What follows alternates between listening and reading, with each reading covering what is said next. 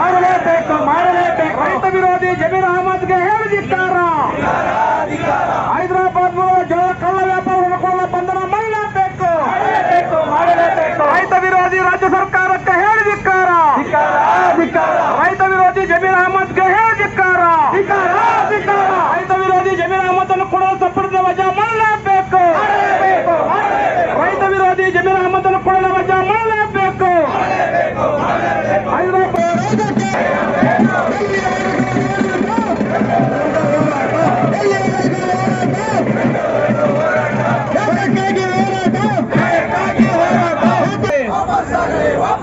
ರೈತ ವಿರೋಧಿ ಕೆಡಿಪಿ ಆಗಲಿ.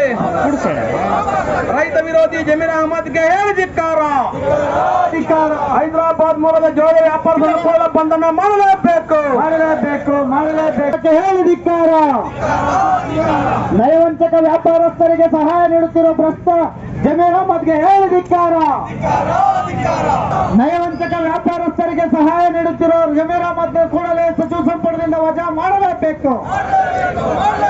ಭ್ರಷ್ಟ ಜಮೀರ್ ಅಹಮದ್ ಸಚಿವ ಸಂಪುಟದಿಂದ ವಜಾ ಮಾಡಲೇಬೇಕು. ರೈತರ ಫಲವತ್ತಾದ ಭೂಮಿಯನ್ನು ಕಸಿಯುತ್ತಿರುವ ಭ್ರಷ್ಟ ರಾಜ್ಯ ಸರ್ಕಾರಕ್ಕೆ ಹೇಳಿ ಧಿಕ್ಕಾರ. ರಕ್ತ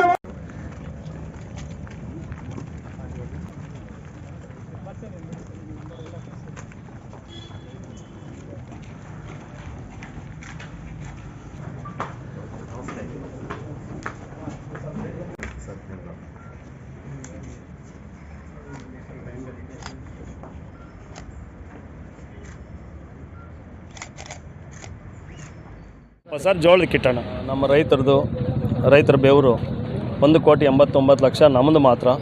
ನಮ್ಮ ಥರ ಸುಮಾರು ಇನ್ನೂ 2 ಕೋಟಿ ಜನ ಇವತ್ತು ಬಂದಿದ್ದಾರೆ. 2 ಕೋಟಿ ಮುಣಗ್ಸಿರೋರೆಲ್ಲ ರೈತರೆಲ್ಲ ಬಂದಿದ್ದಾರೆ. ಇದಕ್ಕೆಲ್ಲ ಮೂಲ ಉದ್ದೇಶ ನಮ್ಮ ಜಮೀರ್ ಸಾಹೇಬರು ಅವರಿಗೆ ಕುಮ್ಮಕ್ಕೆ ಕೊಟ್ಬಿಟ್ಟು ಅವ್ರಿಗೆ ಪಾಲು ಇರ್ಬೋದು ಅಂತ ನಮ್ಮ ಮನಸ್ಸಿಗೆ ಅನಿಸ್ತಾ ಇದೆ. ಅವರಿಂದ ಪೊಲೀಸವರು ತನಿಖೆ ಮಾಡ್ತಾಯಿಲ್ಲ. ಕ್ಯಾಬಿನೆಟ್ ಮಂತ್ರಿ ಅಂತ ಇವಾಗ ನಾವು ವಿಷ ಕುಡಿಯೋ ಮಟ್ಟಕ್ಕೆ ಬಂದುಬಿಟ್ಟಿದ್ದೀವಿ.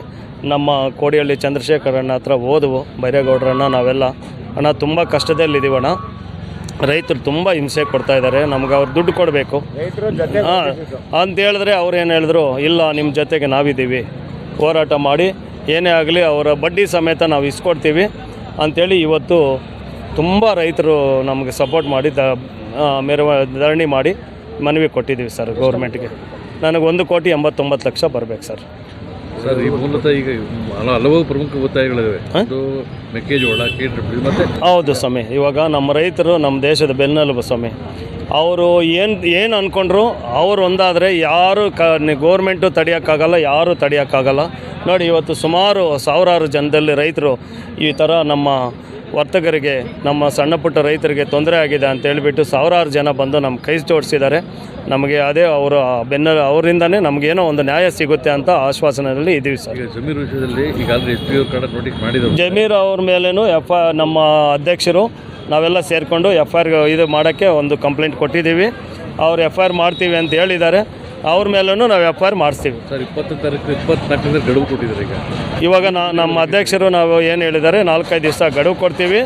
ಅದಕ್ಕೂ ಆವಾಗೂ ಬಗ್ಗಿಲ್ಲ ಅಂದರೆ ಮತ್ತೆ ಅವ್ರ ಮನೆ ಮುಂದ್ಗಡೆ ಹೋಗಿ ಧರಣಿ ಕೂತ್ಕೊತೀವಿ ಅಂತೇಳಿ ಹೇಳಿದ್ವಿ ಸರ್.